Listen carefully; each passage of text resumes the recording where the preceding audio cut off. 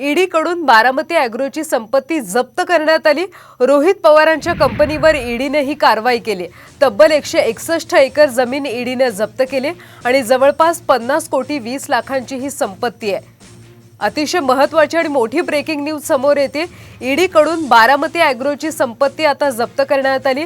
रोहित पवारांच्या कंपनीवर ईडीने ही कारवाई केली। तब्बल 161 एकर जमीन ईडीने जप्त केली। ही जवळपास 50 कोटी 20 लाखांची संपत्ती आहे जी आता ईडीने जप्त केली। अतिशय महत्त्वाची आणि मोठी बातमी आहे।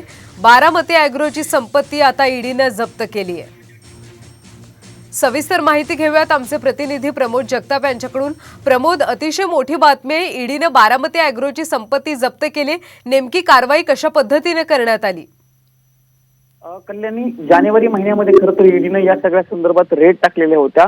म्हणजे बारामती असेल, कन्नड असेल, औरंगाबाद जिल्ह्यातील जे कन्नड आहे, मुंबई या ठिकाणी ईडीकडून खरं तर रेड केल्या गेल्या होत्या जानेवारी महिन्यात। आणि त्यावेळेस काही कागदपत्र जे आहेत ती ईडीने ताब्यात घेतली होती। आपल्याला माहिती आहे त्यानंतर रोहित पवार जे राष्ट्रवादी काँग्रेस पक्षाच्या, शरदचंद्र पवार पक्षाचे आमदार आहेत, त्यांना देखील ईडीने चौकशीसाठी 2 वेळा बोलवलं होतं आणि त्यानंतर ईडीकडनं आज खूप मोठी कारवाई केली असं आपल्याला म्हणता येईल। कन्नड तालुक्यातील जवळपास 161 एकर जमीन असेल किंवा मशिनरी त्या ठिकाणची जी काय आहे आणि प्लांट जो आहे तो ईडीने ताब्यात घेतल्याची माहिती मिळते। सोबतच जे कन्स्ट्रक्शनचं स्ट्रक्चर आहे ते देखील ईडीनं जप्त केल्याची माहिती मिळते। जवळपास ही 50 कोटी रुपयाच्या आसपासची या सगळ्याची रक्कम असल्याचं बोललं जाते।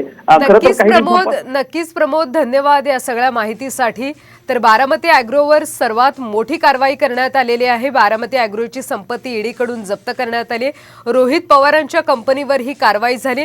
तब्बल 161 एकर जमीन ईडीने जप्त केली आणि जवळपास 50 कोटी 20 लाखांची ही संपत्ती आहे। ईडीकडून बारामती ॲग्रोची संपत्ती जप्त करण्यात आली। गेल्या अनेक दिवसांपासून खरं तर रोहित पवार म्हणत होते राजकीय आकसापोटी ही सगळी कारवाई केली जाते आणि आता ही कारवाई झाली।